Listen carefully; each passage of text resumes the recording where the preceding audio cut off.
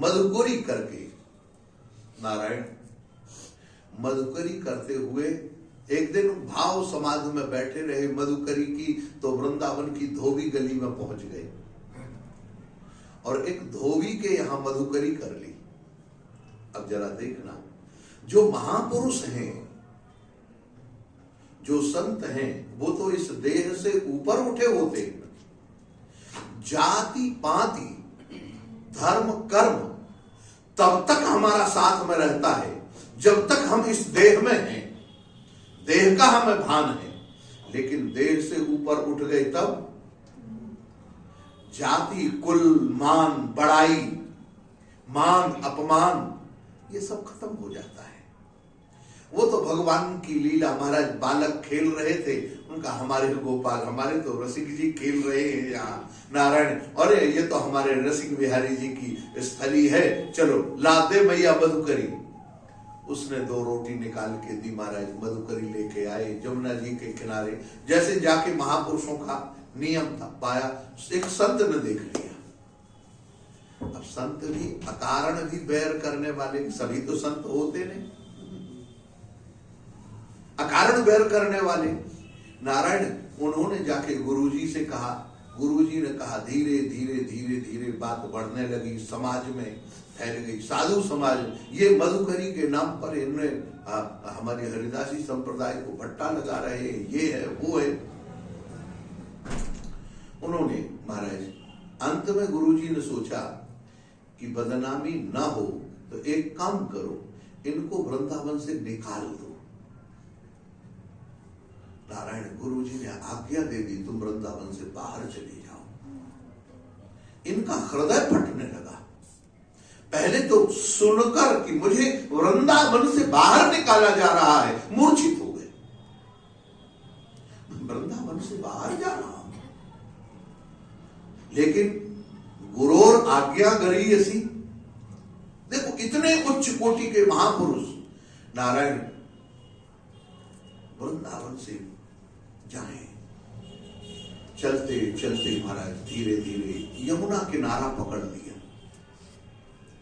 यमुना किनारे पकड़ के धीरे धीरे प्रयाग के रास्ते पर चलने लगे।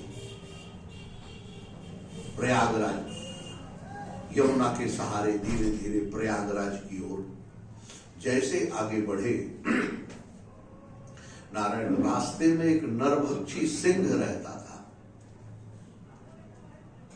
इनके साथ कुछ साधु जो थे, जानते थे इनके प्रभाव को, वो भी साथ में चले। और वो साधु धीरे धीरे आगे बढ़े तो उन्होंने धीरे से कहा, कहें ये नरभक्षी सिंह यहाँ रहता है महाराज, इसी रास्ते, इसलिए ये रास्ता बंद है, हम लोग इस रास्ते से न चले।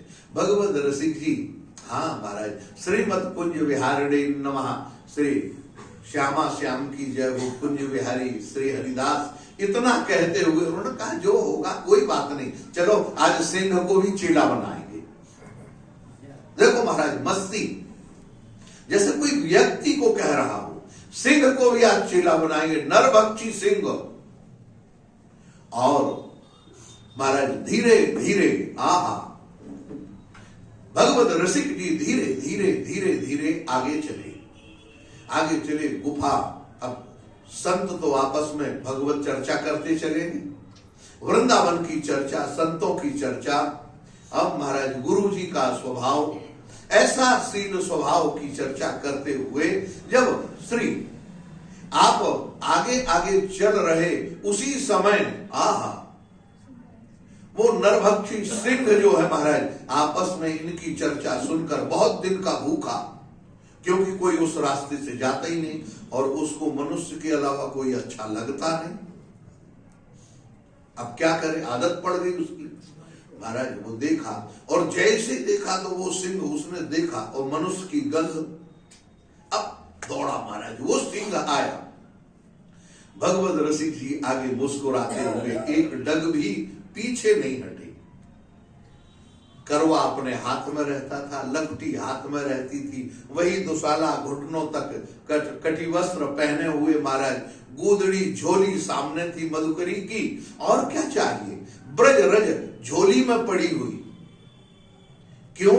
वृंदावन को जा रहे से बाहर जा रहे हैं तो ब्रज रज कहां मिलेगी? हमें ब्रज का सेवन कहां मिलेगा? ये वृंदावन का सेवन कहां मिलेगा?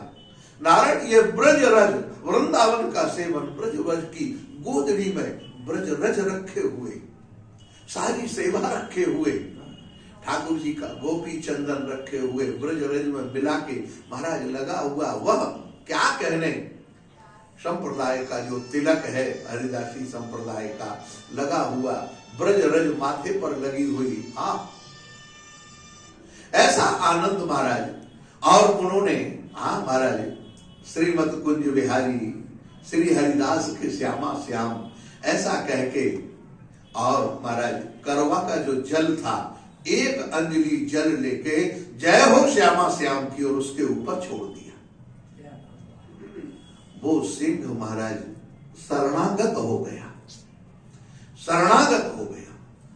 और जैसे शरणागत हुआ आपने उसके सिर पर हाथ फेरा, कहा काय को मनुष्यों को तकलीफ देता है, तेरा जो आहार है स्वाभाविक रूप से जो तुझे मिल जाए उसको कर लिया करी।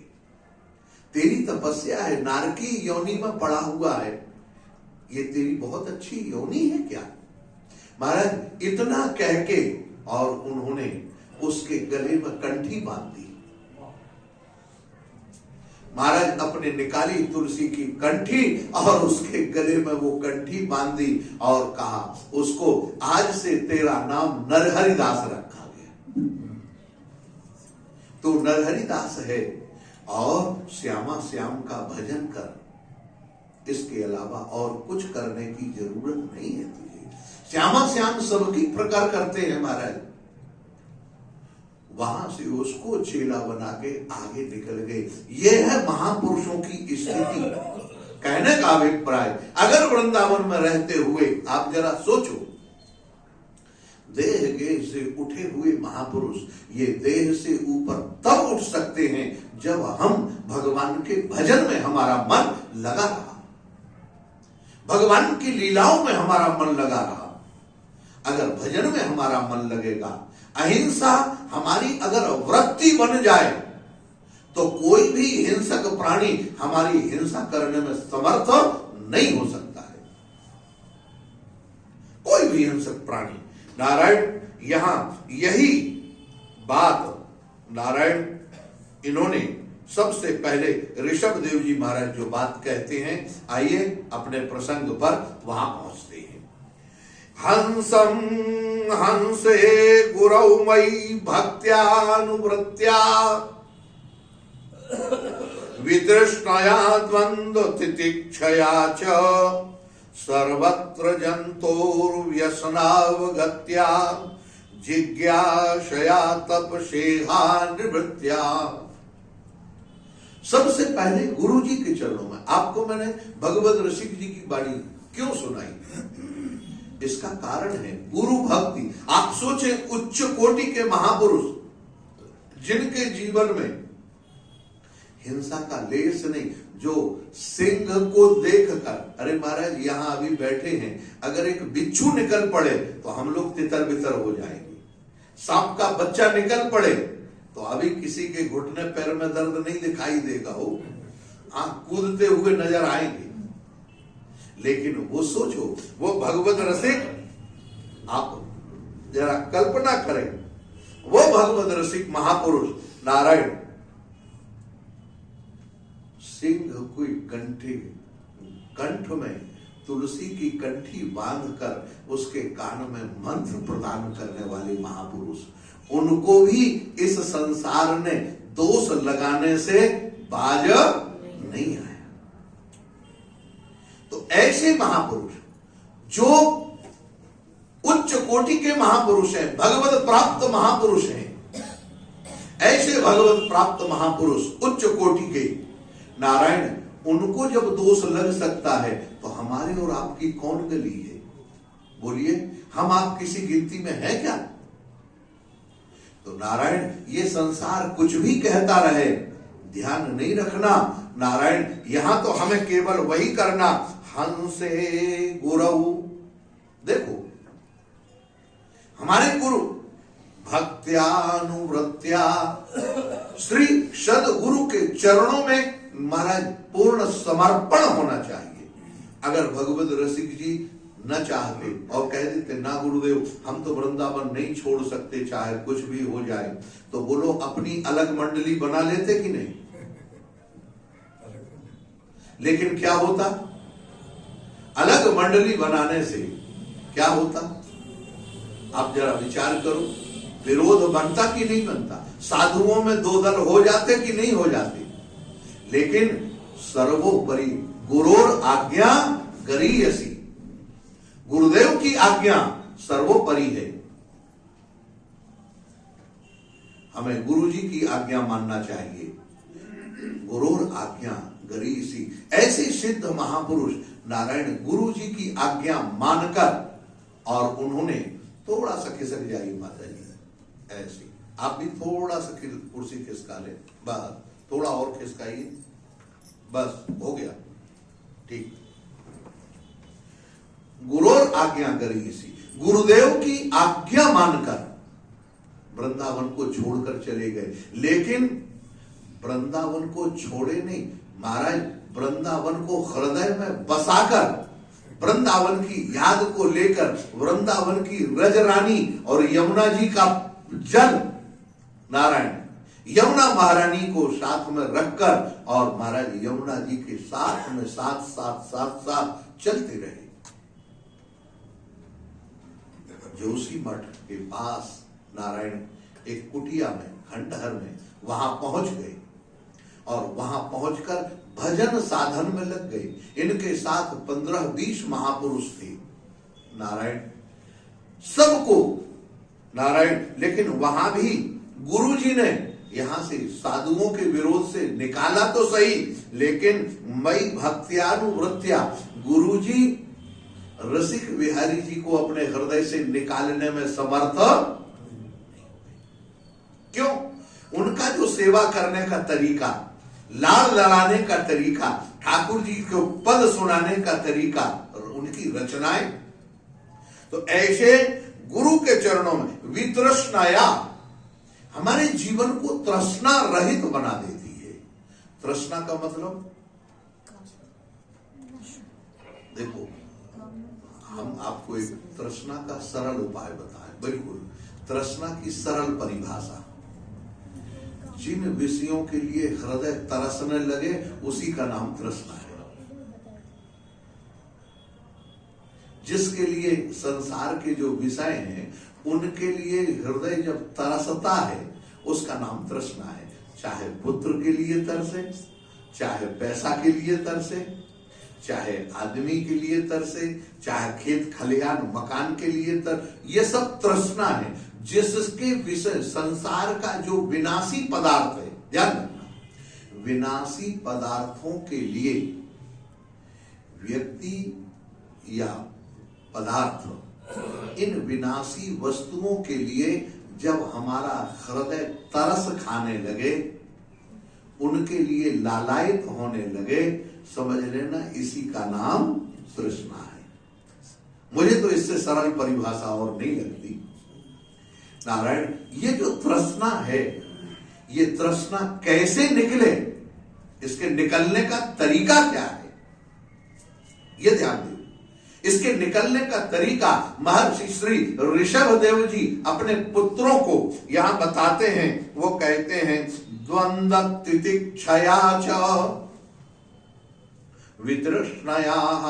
सबसे पहले तो द्वंद्व से परे हो। द्वंद्व माने दो को मिलकर, जहां दो हैं, हाँ महाराज वही गड़बड़ी है। द्वंद्व सुख दुख, क्योंकि द्वंद्व से हो गए तो सुख अगर आया तो दुख भी होगा। सुख और दुख, अच्छा कहीं मोहब्बत हो गई तो नफरत होगी कि नहीं, बोलो। तो अच्छा मोहब्बत और नफरत, तो ये दो मिलकर जहां तुम सुखी रहना चाहते हो उससे पहले बंद करो। दो रहकर, दो को मिलकर हम सुखी होना चाहते हैं। दो मित्र आपस में रहे, पति पत्नी रहे, गुरु चेला रहे, आप देख लें, दो सुख और दुख, इनसे जो होता है ना नारायण, वो उसमें वो विनाशी सुख नहीं है, वो अनुकूलता है। क्या है? हमारे मन को अच्छा लगने वाला है, इसलिए हम उसको सुख मान रहे हैं, वो सुख नहीं है। अच्छा ये बताओ, कुर्सी सुख है कि अनुकूल है? उदाहरण मैं बता रहा हूं आपको। कुर्सी, अब हमारी माताएं नीचे नहीं बैठ पाती, अच्छा नीचे नहीं बैठ पाती, तो एक बात बताओ, कुर्सी सुख है कि अनुकूल? अनुकूल है, सुख नहीं है। तो इसी तरह से, या एक छोटा सी परिभाषा आपके सामने रखी, आप समझ लीजिए, ये जो अनुकूलता है, अगर कभी विपरीत परिस्थिति माने प्रतिकूलता भी आए, तो उसमें भी मन को दुखी नहीं होना चाहिए। हमेशा 30 दिन, एक हफ्ते आप कुर्सी में बैठ रहे हैं, और संयोग की बात, अगर एक दिन नीचे बैठना पड़ जाए तो प्रेम से बैठ जाओ, उस कष्ट को सह लो। इसी का नाम द्वंद्वक है, तितिक्षा। तितिक्षा माने अब नीचे बैठने में, घुटने में तकलीफ, वो मोड़ नहीं सकते, बैठेंगे कैसे बैठें, तो इस दर्द को सहने का नाम तितिक्षा हो जाए। ठीक है ना, समझ गए? तो ये जो दो को मिलकर सुख लेना, और तीसरा छोटी छोटी प्रतिकूल परिस्थिति में हाय राम, हाय राम, अब नहीं, अब ऐसे नहीं, ये जो चिल्लाना है ये बंद करो। यही कहते हैं यहां पर, द्वंद्वक तितिक्षया च सर्वत्र जंतोर वैष्णवगत्या जिज्ञासया तपसेहा निवृत्तया। अब इसको और ध्यान दीजिए, क्या कहा? सर्वत्र च, सब जगह क्या करो? जंतोर व्यसना। नारायण, ये बात करने की, मिलने जुलने की, ये मिलने जुलने का जो व्यसन है ना, इसको बंद करो, कम करो। आप हर तरह का, आप समझ लें, जंतोर व्यसना अवगत्या। गत्या माने इसको धीरे धीरे, ये कभी खत्म होने वाला नहीं है, इसको तुम्हें खत्म करना पड़ेगा। कैसे? छोटा छोटा ब्रेक लगा, आज हम मौन रहेंगे, रोज 1 घंटे का मौन ले लो, नहीं बोलेंगे, फोन नहीं चलाएंगे, दूर रहेंगे, किसी की कॉल रिसीव नहीं करेंगे, ये 1 घंटे के बाद फिर अपना धीरे धीरे बढ़ाते हुए 2 घंटे कर दो, 4 घंटे, फिर हफ्ते में 1 दिन। जैसे आज मैं आपको कह देता हूं, नारायण प्रातः स्मरणीय परम पूज्य महाराज श्री की ओर से आप सब लोगों को रंग भरी एकादशी की बहुत बहुत बधाई और आशीर्वाद। ये साधारण बात है, श्री धाम वृंदावन में रंग भरी एकादशी में बैठकर हम लोग भगवत चर्चा का आनंद ले रहे हैं। ठाकुर जी की सब अलग आनंद है। तो ये जो भगवत कृपा है, भगवत कृपा है, ये साधारण बात नहीं है। आपको वृंदावन भेज दिया, वृंदावन भेजने के बाद यहां पर भेज दिया, और अब सत्संग चल रहा है, आनंद ले रहे हैं। यहां पर जिज्ञासया, अब एक वाक्य कह दिए, नारायण आपने अपने मन को अनुकूल बना लिया, द्वंद्वों से दूर हो गए, छोटे छोटे प्रतिकूलता में आपने चिल्लाना बंद कर दिया, तो क्या हुआ? उसका क्या होगा? कहा जिज्ञासया, जिज्ञासा जाग जाएगी। अब देखो, जिज्ञासा का मतलब ललक जाग जाएगी। जैसे एक छोटा सा बालक, उसको मां जब देखती है तो वह बोलता नहीं है, लेकिन हाथ पैर हिलाता है, चिल्लाता है, किलकारी मारता है। किसके लिए? मां की गोद में। इसी तरह, अच्छा, मां की गोद में चढ़ने से, आप जरा सोचो, मां की गोद में चढ़ने से कोई आनंद मिल रहा, कुछ मिल रहा, लेकिन उस बालक के लिए वैकुंठ से ज्यादा अनुभव है कि नहीं? इसी तरह से हम बालक बन जाएं और ठाकुर जी हमारे रक्षक बन जाएं, हम उनके दर्शनों की प्यास हमें जग जाए। लेकिन ये प्यास जगेगी तब जब हम नारायण संसार के खिलौनों से खेलना बंद करेंगे और एकमात्र उन परमात्मा के लिए रोना प्रारंभ कर देंगे। ठाकुर जी के लिए, जगत के लिए हम बहुत तड़पे, बहुत रोए, लेकिन क्या जगदीश के लिए रोए? यहां उसी का नाम जिज्ञासया और उस ललक के लिए तप से महाराज हानि वृत्त्या, तप करो लेकिन हानि लाभ की चिंता। हानि लाभ क्या करेगी महाराज? एक धनी आदमी कंजूस बहुत, एक नंबर का, हाँ इतना कंजूस नहीं, उसके ऊपर आए 7.5। अब उसने पंडित जी को बताया, पंडित जी ने कहा भाई एक काम करो, तुम ऐसा करो कि किसी विद्वान ब्राह्मण को एक श्यामा गाय दान कर दो, 7.5। अरे महाराज था तो संपन्न, बहुत बढ़िया। अरे महाराज इतनी कहां सामर्थ्य है? कहा अच्छा इतना नहीं दे सकते, तो एक काम करो महाराज, किसी एक विद्वान ब्राह्मण को तुम काला चादर दान कर दो। अरे महाराज इतनी भी कहां सामर्थ्य है? कहा इतना नहीं। पंडित जी ने कहा अच्छा एक काम करो, एक धागा गिट्टी काली यही दान कर दो। उसने सोचा जे भी झंझट क्यों रहे पंडित जी के पास। कहा महाराज इतनी भी सामर्थ्य कहाँ है हमारी कि जो हम धागा दे सकें? पंडित जी ने कहा इतनी स्थिति? कहा हाँ महाराज नहीं है। अरे तो फिर आराम से जाके सो, जब तुम्हारे पास धागा भी देने के लिए नहीं है तो 7.5 क्या बिगाड़ेगा? अभिप्राय क्या है नारायण? पहले से सबके प्रति अपना मन मोड़ के चलो कि हमारा कुछ नहीं है। जब हमारा कुछ नहीं है तो बिगाड़ेगा क्या? आप ये बताओ, क्या हानि लाभ होगा? क्या कुछ करेगा? केवल हमारे, तो मैं हूं ठाकुर जी का और ठाकुर जी मेरे हैं, मैं ठाकुर जी का हूं और मैं ठाकुर जी मेरे हैं। इसके अलावा और कोई जगत से संबंध नहीं रखना। और ऐसा करने वाला नारायण क्या करे? हमारा ये तो कर लेंगे, लेकिन आगे की व्यवस्था एक दिन की बात नहीं है, कुछ ना कुछ तो करना पड़ेगा। मनुष्य का जीवन है, ये कर्म बिगर किए हुए व्यक्ति रह नहीं सकता। तो उस कर्म के साथ क्या करेंगे? सवेरे उठेगा व्यक्ति, भंजन करेगा, मुंह हाथ धोए, स्नान करेगा, फिर उसको भोजन बनाना चाहिए, भोजन करना चाहिए। ये सब शरीर निर्वाह के लिए कुछ करना पड़े, तो ये कर्म होंगे तो इनसे फिर कैसे?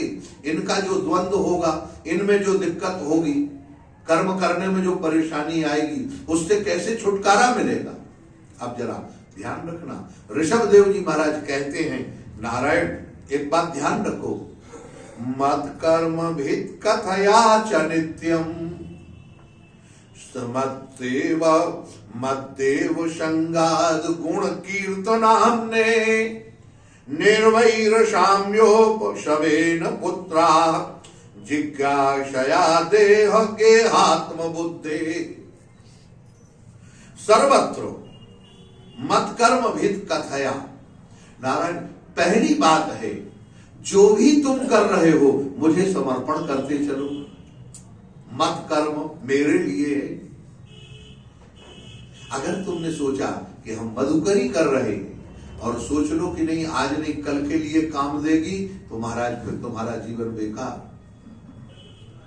लेकिन अगर तुमने सोचा मधुकरी कर रहे हैं लेकिन काय के लिए? कहना जीवन निर्वाह के लिए, ताकि भजन कर सके, भगवान का भजन हो सके, इसके लिए मधुकरी कर रहे हैं, तो ये मधुकरी करना भगवान का भजन बन जाएगा। हम ठाकुर जी की सेवा में उपस्थित हो रहे हैं, स्नान करना आपका भजन बन जाएगा। हम नारायण जल्दी से ज्यादा सेवा करें, सवेरे उठ के भगवान का ध्यान करेंगे। नारायण इस दृष्टि से आप जब सोएंगे कि हमें सवेरे जल्दी उठना है, भगवान का ध्यान करना है, ब्रह्म मुहूर्त में उठना है, तो नारायण आपका सोना भगवान का भजन बन जाएगा। सवेरे उठते ही आपको लघुशंका जाना है, हाथ पैर धोके हम लघुशंका जाके हाथ पैर धोके बैठे, दीर्घ शंका जाके बैठे, नारायण क्यों भजन करेंगे तो वो लघुशंका दीर्घ शंका भी उद्देश्य भजन का होने के कारण वह भी भजन बन जाएगा। उद्देश्य प्रधान होना चाहिए, ध्यान रखें। उद्देश्य प्रधान अगर आपका है, आपके मुख से कुछ गड़बड़ भी निकल जाए नारायण याद रखना। तो ठाकुर जी ध्यान नहीं देते, ठाकुर जी अर्थ पर ध्यान देते हैं। भाव का भूखा हूं मैं, भाव ही एक सार है, भाव से भजता जो मुझको उसी का बेड़ा पार है। भाव भरे भक्तों का, भगवान कहते हैं भाव भरे भक्तों का होता मुझ पर भार है, और भाव के बल पर ही मेरा होता इस जगत में अवतार है। भाव के कारण ही अवतार होता है। हमारे हृदय में भाव पर पक्का होना चाहिए, पक्का भाव। अगर भाव बन जाएगा, मैं आपको एक सच्ची घटना बताऊं, नारायण आज से लगभग 50-60 वर्ष पहले की घटना है। एक काशी के दंडी स्वामी आए नारायण, उनका नाम था नारायणानंद। आए महाराज, वृंदावन की परिक्रमा उन्होंने की, वृंदावन रहे, वृंदावन का वातावरण राधे राधे, जहां देखो कीर्तन नाम, महाराज मंदिर में जाएं, सत्संग करें, जगह जगह आनंद उनके मन में आया। वृंदावन तो ब्रज 84 कोस जहां ठाकुर जी घूमेंगे, आप ठाकुर जी का इतना आनंद है, उस जगह की दर्शन करना चाहिए, उस जगह में जाना चाहिए। नारायण स्वामी नारायणानंद चले वृंदावन से गए। अब महाराज महात्मा काम तो कुछ है नहीं, अब श्री कृष्ण गोविंद हरे मुरारे, महाराज उन्होंने अपना सन्यासी मंत्र भूल गए। यहाँ आके ये तो टेढ़ी टांग वाला तो अलग है ना, हाँ इसका तो रंग ही अलग है। एक भक्त ने तो महाराज स्पष्ट रूप से कह दिया, हाँ गोरे होते तो क्या करते मनमोहन, जब काले रंग पर ही ये दुनिया मर जाती है। आज जरा देखो गलियों में बिहारी जी की एक झलक पाने के लिए कितनी भीड़ है? ये कहां ठाकुर जी आज भी मौजूद हैं, वो चैतन्य है। अगर ये नहीं होते तो ठाकुर जी मौजूद नहीं होते, वृंदावन चैतन्य नहीं होता तो क्या इतनी भीड़ दिखाई देती? आप बताओ। केवल ये भीड़ ग्रामीण भीड़ नहीं, इसमें अच्छे अच्छे साधक भी हैं, भगवान के भक्त भी हैं, उत्तम कोटि के महापुरुष भी आए हुए हैं।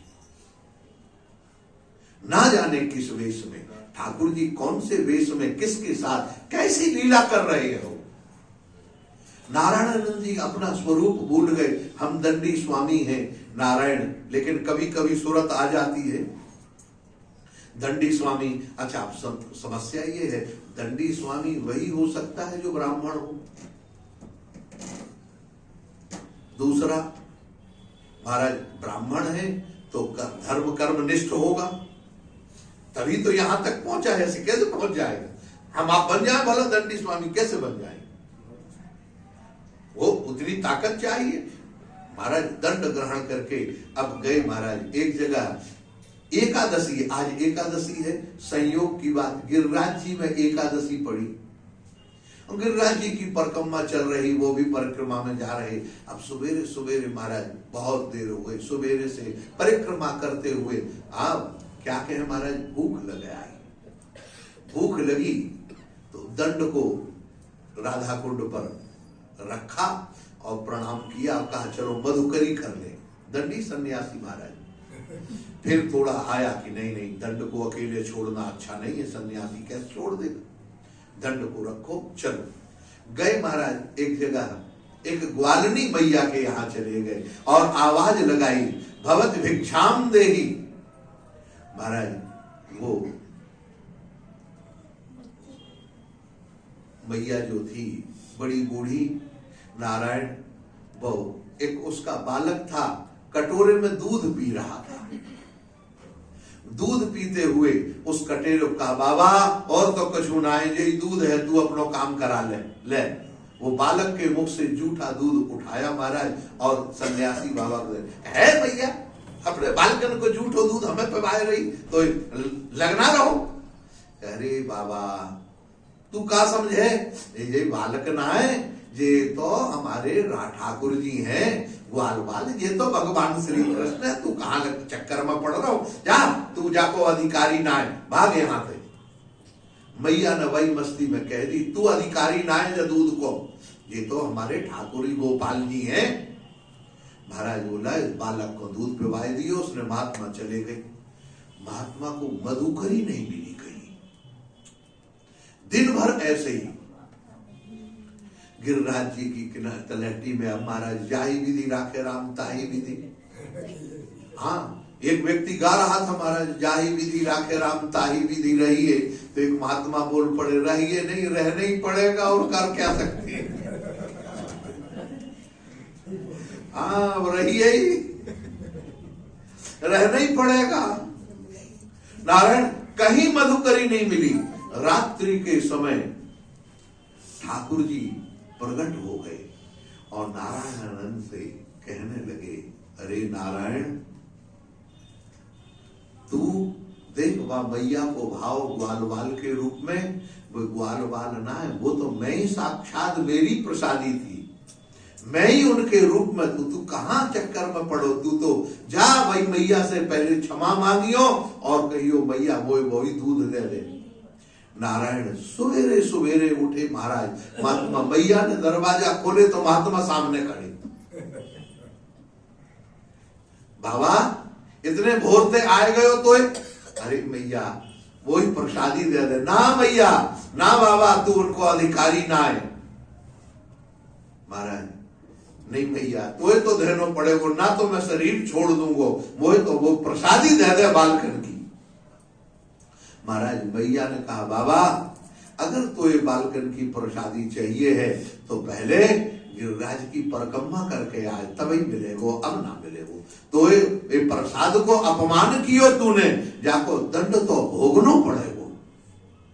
महाराज वह मैया ने स्वामी जी को परिक्रमा लगवाई और जब परिक्रमा लगा के महाराज आए तो मैया ने वह दूध निकाल के दियो, कहा ले बाबा ये बालकन को दूध तू पी ले। जब पियो महात्मा ने वह दंड राधा कुंड मानसी गंगा में विसर्जित कियो और कहा महाराज आज से तो राधा कृष्ण राधा कृष्ण राधा कृष्ण कहो। महाराज गिरिराज जी में हमेशा के लिए रह गए और आगे ठाकुर जी ने उन्हें अपनी रज प्रदान की।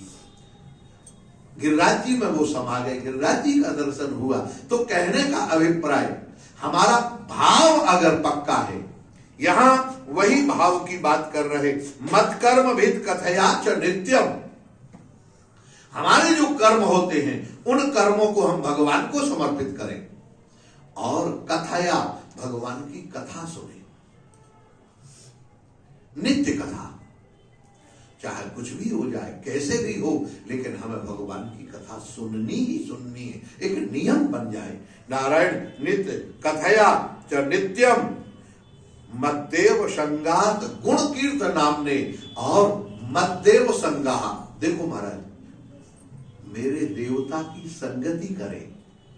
संगति का अभिप्राय क्या है? ठाकुर जी के पास बैठकर उनसे बात करें, यह संग है। हम तो ठाकुर जी को महाराज हमारे सोने के विग्रह हैं, चाहे चांदी के विग्रह हैं, पीतल के विग्रह हैं या लकड़ी के विग्रह हैं, हम उनको मूर्ति मानते हैं, 2 अगरबत्ती लगा देते हैं। हाँ महाराज, और चिनोरी का भोग लगा दिया, ठाकुर जी बैठे रहो, और माला फेर ली महाराज आंख बंद करके, ठाकुर जी के सामने भी ठाकुर जी का मंदिर और आंख बंद किए बैठे। तुम्हारी की अगर बैठ नहीं था तो काय को ठाकुर जी के मंदिर में बैठे। और उनको देखते हुए ठाकुर जी का श्रृंगार देखो, ठाकुर जी का मुकुट देखो, ठाकुर जी का मुखारविंद देखो, ठाकुर जी के चरण देखो और नाम लेते रहो, भजन करते रहो, गुरु मंत्र का जप करो, चाहे महामंत्र का जप करो। उनको देखते हुए फिर अपने मन की बात, हृदय की बात ठाकुर जी से बोलो। लोग कहते हैं महाराज ठाकुर जी बात नहीं करते। मुझे ये लगता है कि नारायण ठाकुर जी बात नहीं, ठाकुर जी बात करते तो हैं, लेकिन हम ठाकुर जी से बात नहीं करते। जिस दिन हम बात करना शुरू कर देंगे, निश्चित है ठाकुर जी हमसे बात करने लग जाएंगे। मैं बहुत छोटा सरल सहज उदाहरण आप लोगों को देता हूं। नारायण, मुझे जो लगता है, भैया बाद में बात करना, आप बाहर जाइए। कृपा कर अपने अपने फोन साइलेंट कर दें।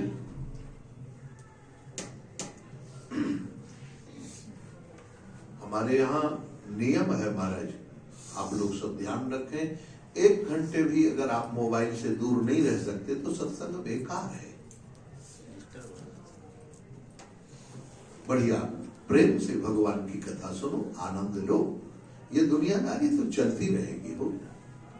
आइए बोलिए गोपाल कृष्ण भगवान की जय। मैं आपको कहूं, आप ठाकुर जी से बात करना चाहते हैं? आपने ठाकुर जी को मूर्ति मान रखा है? नारायण, जब तक आपके हृदय में ठाकुर जी के प्रति मूर्ति का भाव बना हुआ है, तब तक ठाकुर जी कभी आपसे बात नहीं करेंगे, कभी आपको दर्शन नहीं देंगे। याद रख लेना, लिख लो इस बात को। लेकिन जिस वक्त आपको ये पता लग जाए हमारे घर में मूर्ति नहीं, साक्षात ठाकुर जी विराजमान है, साक्षात, बस उनसे बात करो। आप उनसे बात करना प्रारंभ करो। देखो ठाकुर जी एक दिन आपसे बात करेंगे, निश्चित करेंगे। ठाकुर जी से आप लाड़ लड़ाना प्रारंभ कर दो। मैं आपको एक बात बताऊं नारायण, ये जो बड़े बड़े महापुरुष हैं, ये जन्मजात सिद्ध नहीं होते हो। इनके जीवन, इनकी तपस्या हम नहीं देखते, हम इनकी सिद्धता देखते हैं। इन्होंने, इनकी आराधना कैसी है। अगर उस आराधना पर हमारा हृदय चला जाए, उस आराधना पर हमारा मन चला जाए, हमारी साधना बनने लग जाएगी। हम तो प्रत्येक महात्मा की सिद्ध अवस्था देखते हैं, लोगों के भीड़ भाड़ आना, अरे बहुत बड़े महात्मा हैं, लेकिन आप ये सोचो उनकी साधना कैसी रही, वो साधना उनकी कैसी है, कैसे उन्होंने अपने जीवन को बिताया, भगवत चरणों में अपने मन को लगाया। नारायण, मैं आपको कहूं, महापुरुष 2-2, 3-3 दिन, 4-4 दिन भगवत भाव में डूबे रहते थे, बोलते नहीं थे किसी से। मिल जाए तो ठीक है, ना मिले तो कोई बात नहीं, जल पी कर रह जाना। लेकिन कभी शिकायत, ध्यान रखना, जब तक जीवन में शिकायत बनी हुई है तब तक साधना में आप आगे नहीं बढ़ रहे। जिस दिन शिकायत खत्म हो जाएगी उसी दिन आप साधना में आगे बढ़ने लगेंगे। यहाँ इसीलिए कहा नारायण, पहले ठाकुर जी से मूर्ति मानना बंद करो। हमारे ठाकुर जी साक्षात है, हमारे प्रभु साक्षात है हमारे पास, और वो साक्षात परमात्मा हमारे लिए नारायण हमारी बात सुनते हैं।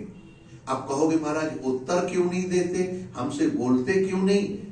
ध्यान रखना, अभी हम अधिकारी नहीं बने।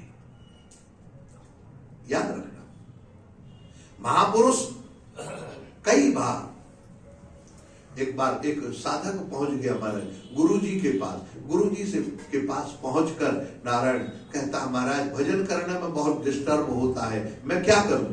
महात्मा चुप बैठ गए। पहले तो बोले, उठ के चला गया महाराज। दूसरे दिन आया, फिर गुरुजी से कहा, गुरुजी मैंने वही प्रश्न किया था, मैं क्या बताऊं, बड़ा डिस्टर्ब होता है। महात्मा चुप। तीसरे दिन आया तो गुरुजी ने उसको डांट के कहा कि मैं 2 दिन से तेरा उत्तर दे रहा हूं, तो अभी तक नहीं समझा। कहा महाराज मुझे तो कुछ समझ में नहीं है, क्या उत्तर? कहा मैं कुछ नहीं बोलता, इसका मतलब तू भी शांत होके बैठ जा, ये दुनिया ऐसे ही चलेगी। लो, महात्मा का हमेशा बोलना कोई जरूरी नहीं है कि वो तुम्हें बोल के उत्तर देंगे। वो उत्तर इशारे से भी दे सकते हैं, बातचीत से भी कर सकते हैं। इसलिए ठाकुर जी का उत्तर मौन उत्तर है। इसका अभिप्राय है कि हम अभी जगत की तरफ से मौन नहीं हो रहे हैं, हम मौन मौन रहने का अभ्यास, मौन रहने का अभ्यास का अभिप्राय है, यहां पर लिखा हमारा है। मौन रहने का अभिप्राय क्या है? हम केवल वाणी से अकेले नहीं, हमारी कोई भी क्रिया कार्यान्वित ना हो। ये नहीं कि मौन, आप महाराज बोल नहीं रहे तो कागज लिख रहे, स्लेट पेंसिल लिए, या फिर ऐसे भी नहीं। मौन का मतलब प्रत्येक इंद्रिय का मौन होना चाहिए, तब वो मौन तुम्हारा सार्थक है। और वह मौन एकदम से नहीं कि आज दिन भर मौन रहेगी ना, आधा घंटे का मौन रखो, 1 घंटे का मौन रखो।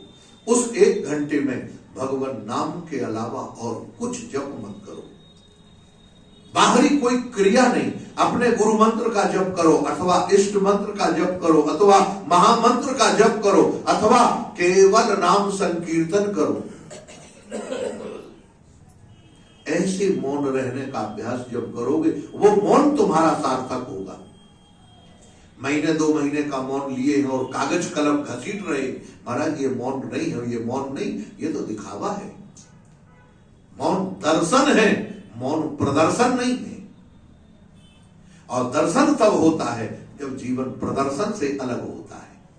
प्रदर्शन हमारा खत्म हो जाए तब आत्मदर्शन होता है। यहां पर मद्देव श्रृंगार गुण कीर्त नामने, भगवान के गुणों का वर्णन। हाँ महाराज, गुणों का वर्णन।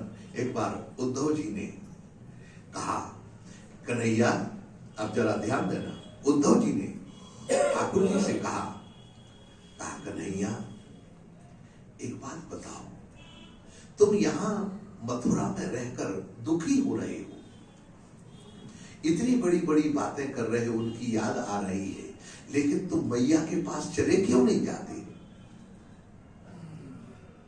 अरे कम से कम माता के पास किसी से नहीं मिल के जाओ, मैया से पास तो चले जाओ। महाराज ठाकुर जी कहते हैं, उद्धव जानते हो नारायण कौन विधि पावे पार, यह कर्म बलवान उदय। अब जरा ध्यान रखना, छाछ छछिया ब्रज भक्तन को भात है, मुक्ति सौ पदार्थ दे चुके बकी को, अब दे जननी को कहा याते पछताते हैं। उद्धव मेरी बहुत बड़ी समस्या है, जापे ऋण बाढ़े। हाँ महाराज, मैया उद्धव तुम जइयो, कहियो मैया सो समझाए, जापे ऋण बाढ़े सो विदेश भज जात है। मैं तो मैया के सामने मुंह दिखाने के काबिल नहीं रह गया। क्यों? कहा मैया का प्रेम इतना है, और मुक्ति मैं पूतना को दे चुका हूं, अब मैं मैया को अपने कौन सी गति दूंगा, इसलिए मैया के सामने मैं सामने नहीं आ पा रहा हूं, मुंह नहीं दे। अब आप सोचिए, ये जो गुण है भगवान के, मुक्ति किसको दी? अब जरा इसका रहस्य क्या है? मुक्ति किसको दी? कहा मुक्ति की अधिकारिणी पूतना बनी, लेकिन भगवान के स्वरूप को ठीक लालन पालन करने की और सायुज्य मुक्ति की अधिकारी कौन बनी? मैया यशोदा और नंद बाबा। वसुदेव देवकी को उपदेश देना पड़ा। अब जरा भागवत उठा के देख लीजिए, लेकिन मैया नंद और यशोदा को कोई उपदेश देना पड़ा क्या? क्यों? क्योंकि उनके हृदय में जो प्रेम है, वो प्रेम भगवान कहते हैं, नारायण ये प्रेम हमेशा बना रहे, ताकि मैं क्यों बन गया जानते हो? ताकि हर जन्म में मुझे मैया यशोदा अपना बालक बनाती रहे, मैं उसी का बालक बनता रहूं, नंद बाबा हमारे पिता बनते रहे, बस यही मेरी कामना है। ये कामना ठाकुर जी करते हैं, जगत ठाकुर जी की कामना करता है, लेकिन नारायण ब्रज के भक्त, ये भक्तों की कामना ठाकुर जी करते हैं कि हमें इनके साथ मिले। हमारे मैया बाप कौन होंगे? कहा नंद और यशोदा ही हो सकती है। तो ऐसा जो प्रेम का संबंध है, ये नारायण साधक जब इस देव श्रृंगार जब साधक अपने ठाकुर जी से लाड़ लड़ाता है, उनके साथ रहता, संगात का अभिप्राय ठाकुर जी से आसक्ति हो जाए। आसक्ति ऐसी होती है महाराज, हाँ महाराज, आ तो सकती है, जाती नहीं, उसी का नाम आसक्ति है। जो आ गई और जाने के लिए जिसको जी जान लगाना पड़े, उसको कहते हैं आसक्ति। वो आसक्ति हमारी कैसे छूटेगी जानते हो? वो आसक्ति पहले ठाकुर जी से हो जाए, जगत से नहीं। तो जगत का, क्योंकि देखो मैं आपको एक बात बताऊं महाराज, प्रैक्टिकल अनुभव आप लोगों का सबका हो, एक से प्रेम हो जाए तो दूसरा प्रेम छूट जाता है, जगत का है कि नहीं? बोलो, आपने ये देखा होगा। संकेत में आप समझ रहे, अगर एक से प्रेम हो गया तो दूसरा प्रेम जो है पहले से वो छूट जाएगा, चाहे कुछ भी हो, उसके प्रति प्रेम नहीं रहेगा।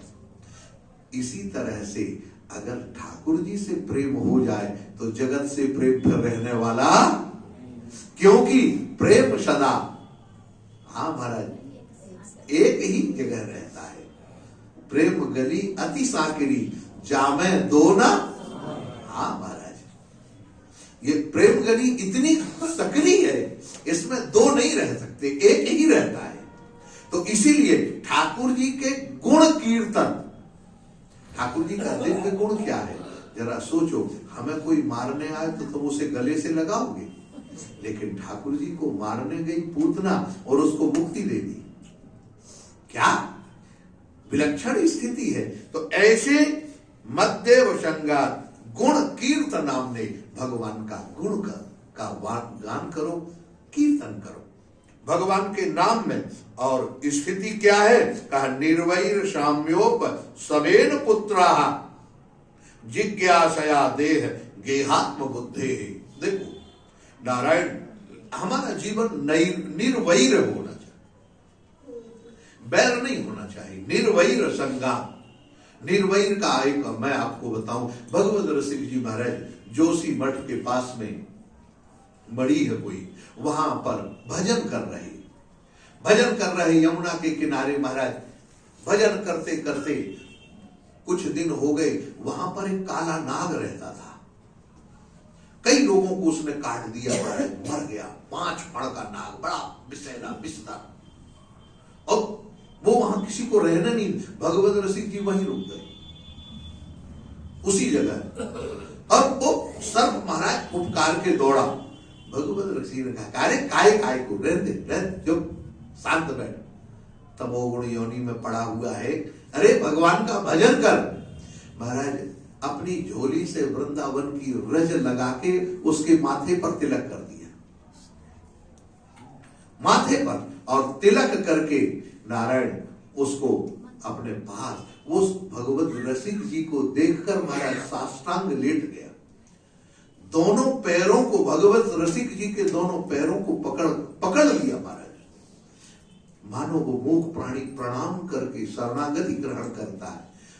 भगवत रसिक जी ने उसको आशीर्वाद दिया और कहे श्यामा श्याम का भजन कर, यमुना किनारे पड़ा हुआ है। अरे महाराज तू उन्हीं का वंशज है जिसके सिर पर हमारे ठाकुर जी नाचे थे, ये क्यों नहीं विचार करता? अब भगवत महाराज संत जिसको समझा जाए, लोगों ने कहा महाराज सांप समझ गया। संत ने कहा हाँ वो सांप था इसलिए समझ गया, मनुष्य होता तो इसको समझाना पड़ता है महाराज, उसको एक ही बार में समझ में आ गया। भगवत रसिक जी ने उसके गले में भी कंठी बांध दी। भगवत रसिक जी का चरित्र है, मैं आप ऐसा नहीं आप लोगों को खुश करने के लिए, मेरी आदत नहीं है महाराज। नारायण भगवत रसिक जी ने उस सर्प के गले में कंठी बांध दी और गोविंद दास उसका नाम रखा। गोविंद दास है जी, आज से तो गोविंद का दास है। नारायण आप देखिए, ये है निर्वैर का। निर्वैर का मतलब है जिसके जीवन में किसी भी प्राणी के प्रति वैर नहीं है, उसका जीवन हमेशा आनंद में बना रहेगा, उसका जीवन हमेशा आनंद सुख शांति में रहेगा और सब लोग उसकी कामना करेंगे। सब लोग केवल मनुष्य अकेले नहीं, देवता महाराज, देवता, इंद्र, वरुण, कुबेर, सब लोग कामना करेंगे। भगवत ऋषि जी के चरित्र में आता है, मैं आपको बताऊं, नारायण भगवत ऋषि जी जब अंतिम समय उनका आया तो प्रयागराज प्रकट हो गए। प्रयागराज ने कहा आप हमारे साथ निवास करेंगे। नारायण यमुना महारानी कहती है आप हमारे यमलोक में निवास करेंगे, नारायण मेरे साथ रहेंगे। यहां पर देवराज इंद्र प्रकट हो गया। देवराज इंद्र कहता है आप हमारे साथ चले। ब्रह्मा जी प्रकट हुए। ब्रह्मा जी ने कहा आप हमारे साथ ब्रह्मलोक में निवास करें। ऋषि लोग प्रकट हुए। ऋषियों ने कहा कि आप हमारे साथ प्रकट हो, नारायण। लेकिन रसिक बिहारी जी ने आंख बंद करके कहा मेरे प्यारे श्यामा श्याम, मेरो प्यारो वृंदावन धाम। नारायण श्रीमद कुंज विहार ने ठाकुर जी प्रकट हो गए और ठाकुर जी से कहा हम तो आपकी नित्य सेवा में रहेंगे, वृंदावन धाम में रहेंगे। हमें कहीं देवता का, देवराज इंद्र का पद और कहीं जाने की जरूरत नहीं है। आप तो कृपा करो, हमें सखी रूप प्रदान करो ताकि हम आपकी नित्य लीला में प्रवेश कर जाएं और आपके धाम का, आपके चरण चंचरीक बनकर श्री श्यामा श्याम का आनंद लेते रहे। ऐसा आशीर्वाद हमें प्रदान करें। ऐसे होते हैं महाराज भगवत रसिक जी महाराज, भगवान के भक्त लोग। तो ये जो श्यामा श्याम का आनंद है, वृंदावन धाम का आनंद है, ये आनंद तब एक बार में नहीं, यही कहा भगवान के निर्वैर सम्यो जिहासया देह गेहात्म बुद्धे।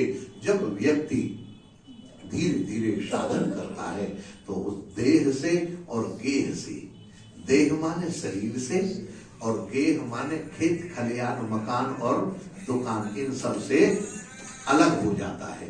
उसका मन समाप्त हो जाता है और भगवत धाम का अधिकारी बन जाता है। आगे की चर्चा कल पुनः फिर। बोलिए गोपाल कृष्ण भगवान की जय। आप सब लोगों को रंग भरी एकादशी की हमारे पूज्य महाराज श्री की ओर से बहुत बहुत बधाई और आशीर्वाद। हरे कृष्णा कृष्णा कृष्णा हरे हरे, हरे राम राम राम हरे हरे, हरे कृष्णा कृष्णा कृष्णा हरे हरे, हरे राम राम राम हरे हरे, हरे कृष्णा कृष्णा कृष्णा हरे हरे, हरे राम राम राम हरे हरे। बोलिए श्री गोपाल कृष्ण भगवान की, श्री वृंदावन धाम की, परम पूज्य श्री स्वामी जी महाराज की, श्री कृपा विलास आश्रम की, सभी संत भगवंत की, श्रीमद् भागवत महापुराण की, त्रिरंग भरी एकादशी की। जय जय श्री राधे। नारायण। सभी लोग जो जहां हैं वहीं से